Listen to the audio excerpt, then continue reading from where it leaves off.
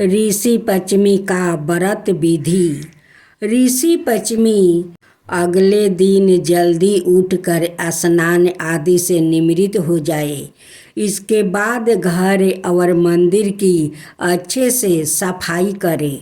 फिर पूजन सामग्री जैसे धूप दीप फूल फल पंचमृत घी रखे। लकड़ी की चौकी पर एक लाल कपड़ा बिछा कर शपथ ऋषि की तस्वीर स्थापित करे और उनकी पूरे विधि विधान के साथ पूजा अर्चना कथा पढ़े और आरती उतारे। इस मंत्र का जाप करे। ऋषि पश्चिमी कथा का वाने सतयुग में विदर्भ नगरी में सयनजीत नाम का राजा हुए थे। वो ऋषियों के समान थे। उन्हीं के राज्य में एक कृषक सुमित्रा था। उसकी पत्नी जयश्री अत्यंत पतिव्रता थी। एक समय बरस ऋतु में जब उसकी पत्नी खेती के कामों में लगी हुई थी तो वो रजस्वला हो गई। उसको रजस्वला होने का पता लग गया।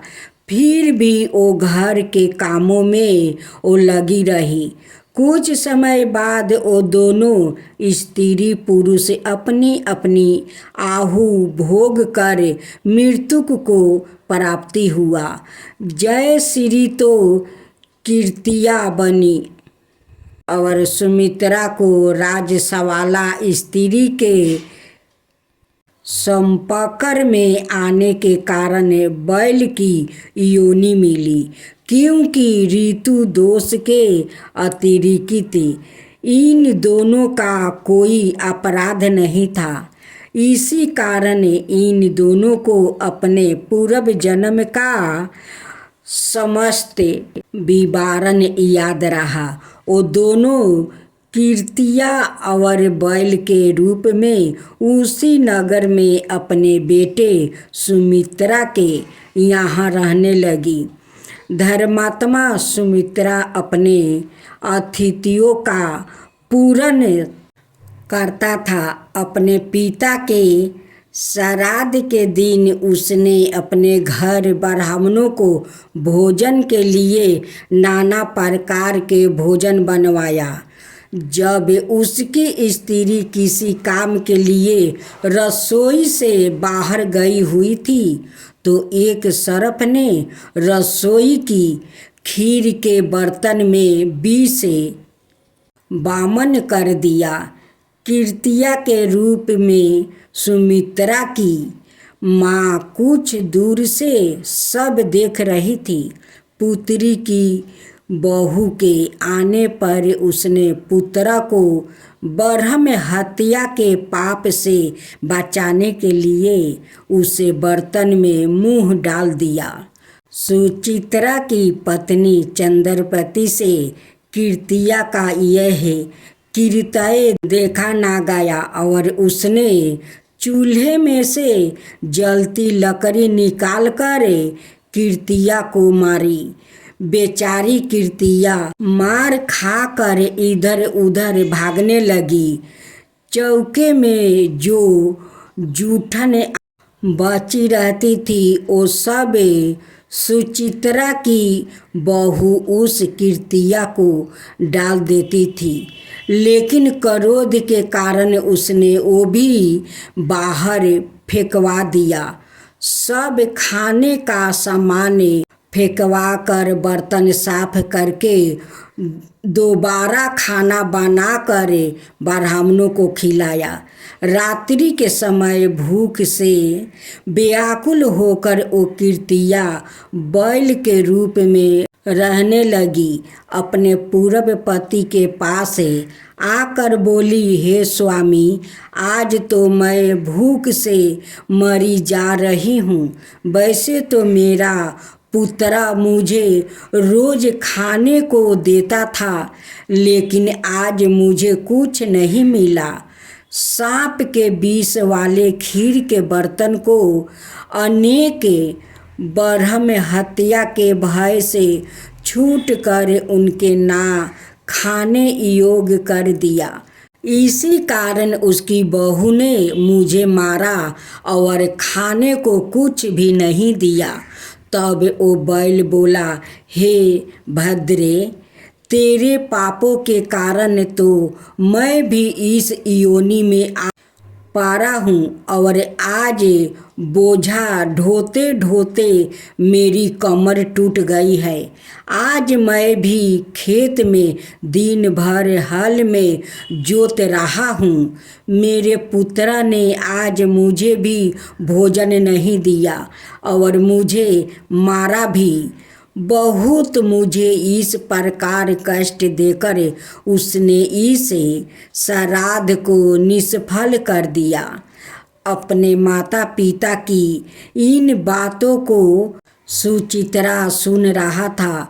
उसने उसी समय दोनों को भर पेट भोजन करवाया और फिर उनके दुख से दुखी होकर वन की ओर चल गया।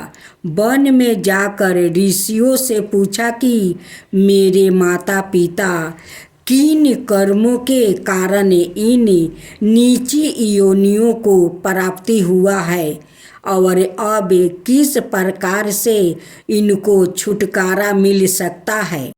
तब सबरतामा ऋषि बोले, तुम इनकी मुक्ति के लिए पति सहित ऋषि पंचमी का व्रत करो और उसका फल अपने माता पिता को दो।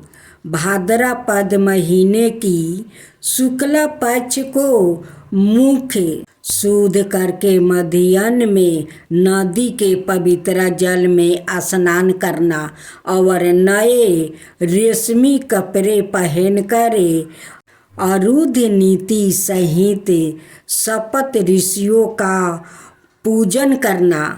इतना सुनकर सुमित्रा अपने घर लौट आया और अपनी पत्नी सहित विधि विधान से पूजन व्रत किया।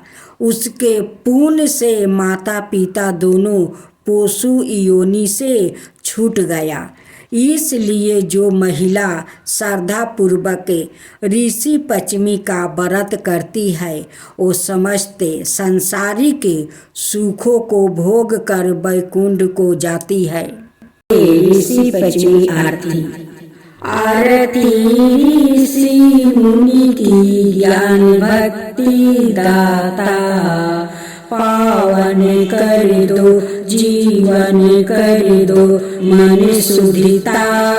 ध्यान धरे हम भक्तन जने सपते ऋषियों का। विश्वामित्र वशिष्ठ आत्रि ऋषियों का। गौतम जमदग्नि भरद्वाजा कश्यपे सभी पूजिया है। इनकी कृपा से जीवन में मंगल पूजिया है। आरती ऋषि मुनि की ज्ञान भक्ति दाता, पावन कर दो जीवन कर दो मन सुधिता। व्रत राखे हमें नारी जनी, शुद्धि हो तन मन ऋषि पत्नी। अनुसुईया अवरु लोपामुद्रा धन, सीता अंजनी अवरु सती सावित्री। इनकी कथा सुन पावन गति हमारी। आरती ऋषि मुनि की ज्ञान भक्ति दाता, पावन कर दो जीवन कर दो मन सुधिता।